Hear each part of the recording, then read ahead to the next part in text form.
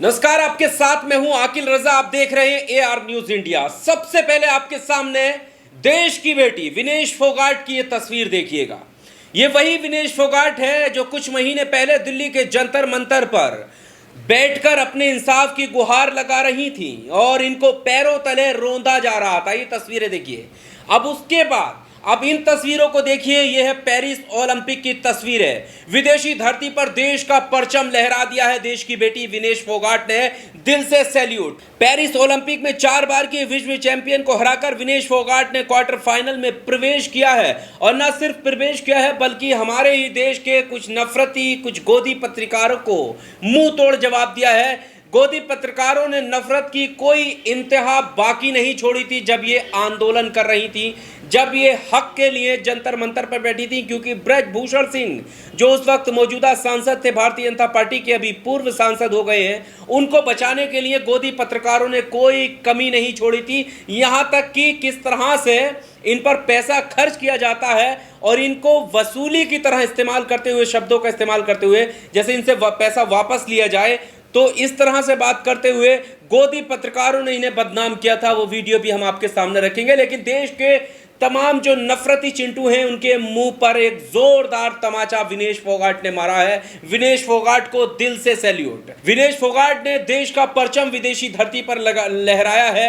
और Paris Olympic में वो क्वार्टर फाइनल जीतकर सेमीफाइनल में प्रवेश कर गई हैं। अब जो लोग ये कह रहे थे कि दबदबा है, दबदबा था और दबदबा रहेगा, उन लोगों को ये सबक लेना चाहिए कि दबदबा किसी पैसे या बाहुबल से नहीं मिलता है। दबदबा जब हम अपने देश का परचम विदेशी धरती पर लहराते हैं, अपने देशवासियों को गौरवान्वित महसूस कराते हैं, तब दबदबा बनता है। और दबदबा क्या चीज होती है, ये विनेश फोगाट ने कर दिखा दिया है। ये वो तस्वीरें हैं जब विनेश फोगाट ने ओलंपिक की गोल्ड मेडलिस्ट और दुनिया की नंबर 1 खिलाड़ी को, यूकी युसाकी को हराकर क्वार्टर फाइनल के लिए क्वालिफाई कर लिया है।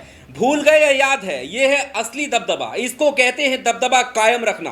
दिल्ली के जंतर मंतर पर जब यही देश की बेटी इंसाफ की मांग कर रही थी, तो देश का एक नफरती तबका इनको देशद्रोही बोल रहा था। अपने परिवार की बेटी बताने वाले प्रधानमंत्री ने भी किनारा कर लिया था। इनकी कोई सुध लेने के लिए तैयार नहीं था। आज उन नफरतबाजों के मुंह पर तमाचा है। दबदबा गुंडागर्दी से नहीं, देश का परचम विदेशों में लहराकर बनाया जाता है। विनेश फोगाट ने टोक्यो ओलंपिक की गोल्ड मेडलिस्ट और दुनिया की नंबर 1 खिलाड़ी यूकी युसाकी को हराकर क्वार्टर फाइनल के लिए क्वालिफाई कर लिया। देश की लाडली बेटी को दिल से बधाई।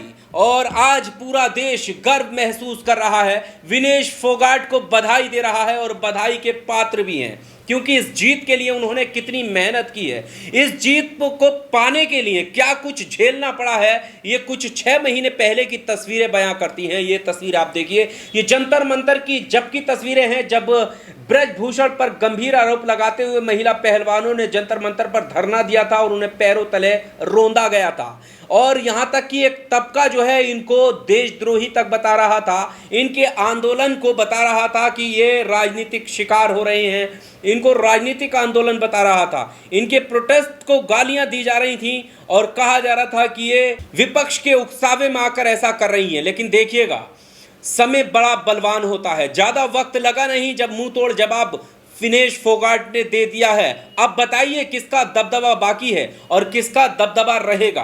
देश को गौरवान्वित करने वालों का या देश की सत्ता में रहकर मलाई खाने वालों का? यह फैसला आपके हाथ में है। अब हम कुछ चाटुकारिता के नाम चिन्ह चेहरों को आपके सामने रखते हैं, जब वो अपने गोदी पत्रकारिता का स्तर 7वें आसमान पर ले जाकर ये पैसे वसूली वाली बात कर रहे थे और कह रहे थे कि उन्हें सिर्फ मेडल वापस नहीं करने चाहिए, उन्हें वो पैसा भी वापस करना चाहिए जो पैसा उनको मिला था। ये इन गोदी पत्रकारों को पहचानिए, ये कभी किसी के नहीं हो सकते। और किस तरह से ब्रजभूषण शरण सिंह को बचाने के लिए ये प्रोग्राम बना रहे थे और इन महिला पहलवानों से ही सवाल कर रहे थे। ये वीडियो आप देखिएगा। 58 लाख। साक्षी मलिक को 10 करोड़ रुपए मिले थे। विनेश फोगाट पर 2 करोड़ 16 लाख रुपए खर्च हुए। बजरंग पूनिया को 6 करोड़ रुपए मिले थे। देशवासियों की मेहनत की कमाई है जो कि टैक्स से आती है। पैसा देश के टैक्स पेयर्स का है ना, आपका और हमारा है। इसलिए ये खिलाड़ी सरकार को इस राशि को वापस लौटाकर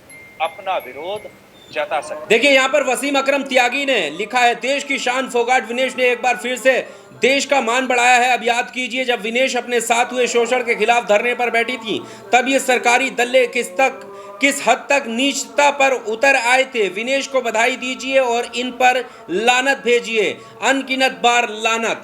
ये लानत के ही काबिल हैं। ये वो गोदी पत्रकार हैं जो कभी किसी के नहीं हुए। ये फेंके हुए टुकड़ों पर बोलने वाले गिद्ध हैं, और ये गिद्ध मीडिया इसीलिए कहा जाता है। यहाँ पर जो पत्रकार रवीश कुमार हैं, उन्होंने भी ट्वीट किया है कि पूरा देश हराने में लगा था, लेकिन विनेश फोगाट ने सबको हरा दिया है। और विनेश फोगाट को सैल्यूट।